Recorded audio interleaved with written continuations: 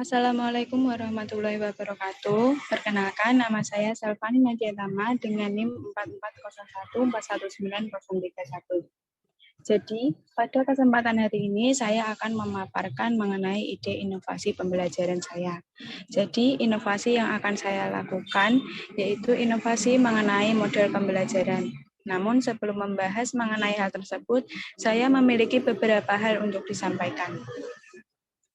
Pendidikan dapat menciptakan sumber daya manusia yang berkualitas, namun terdapat beberapa faktor yang berpengaruh, diantaranya yaitu input peserta didik, sarana dan prasarana pendidikan, bahan ajar, serta sumber daya manusia atau guru yang dapat mendukung terciptanya suasana yang kondusif. Kegiatan pembelajaran hendaknya tidak hanya berfokus pada guru, tetapi juga harus melibatkan siswa. Artinya, pembelajaran harus melibatkan kemampuan siswa secara maksimal untuk menggali dan mengidentifikasi informasi, sehingga mereka dapat menemukan pengetahuan mereka sendiri. Kali ini, saya akan mengintegrasikan model yang akan saya buat dengan KD kelas 11 semester 2, yaitu KD 3.10, yaitu menganalisis komponen-komponen ekosistem dan interaksi antar komponen tersebut, dan KD 4.10 menyajikan karya yang menunjukkan interaksi antar komponen ekosistem atau jaring-jaring makanan siklus biogeokimia. Saya memilih KD tersebut karena dahulu ketika saya duduk di bangku SMA, KD tersebut terasa membosankan. Saat itu guru saya hanya menyuruh saya untuk membaca buku dan tidak ada kegiatan yang menarik lainnya.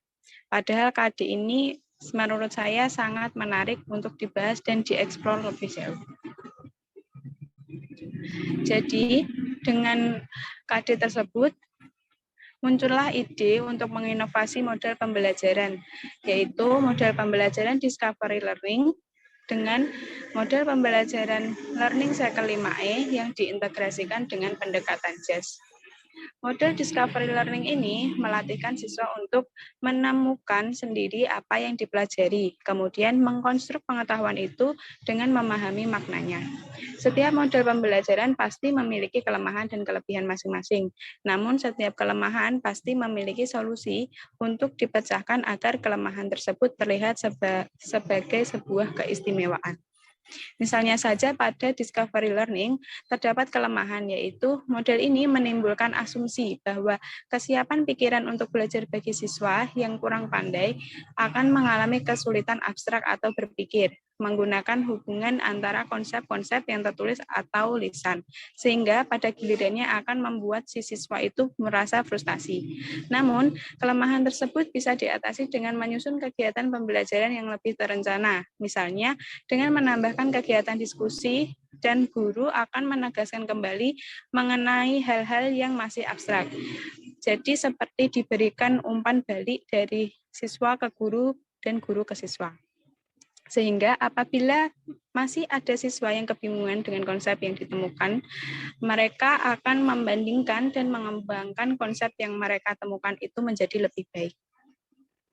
Sebenarnya, alasan saya memilih kedua model tersebut karena model tersebut sama-sama berlandaskan pada teori konstruktivisme.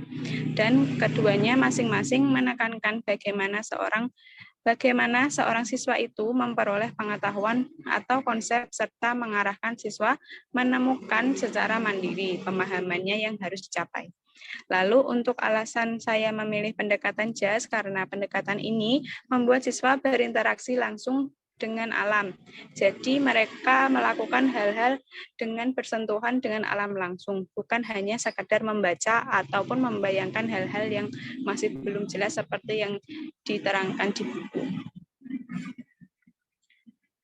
Nah, seperti ini adalah gambaran awal sebelum saya memadukan model. Jadi ada sintaks-sintaks yang masih utuh dari masing-masing model pembelajaran dan pendekatannya. Jadi sebelum dipadukan, discovery learning memiliki sintaks stimulation, problem statement, collection, processing, verification, dan generalization.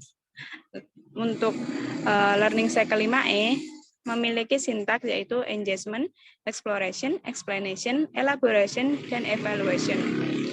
Lalu untuk pendekatan JAS memiliki sintaks yaitu eksplorasi, konstruktivis, process science, edutainment, learning community, dan assessment otentik. Lalu di sebelahnya itu ada gambar siklus setelah saya padukan. Jadi tipe itu hasil perpaduan dari stimulation, problem statement, engagement, eksplorasi, konstruktivis, learning community,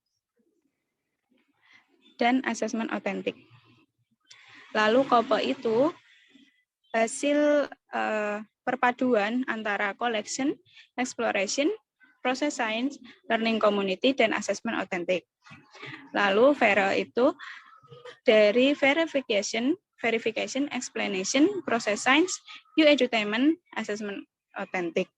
Untuk GENA dari generalization, elaboration, process science, dan assessment otentik.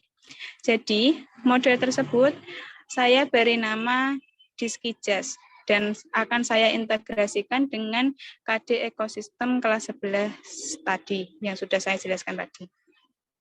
Nah, untuk meneruskannya ke skripsi, saya mengangkat judul yaitu pengaruh model pembelajaran DISKI-JAS terhadap hasil belajar siswa kelas 11 SMA Negeri 1 Geyer. Jadi untuk variabel terikatnya berupa hasil belajar.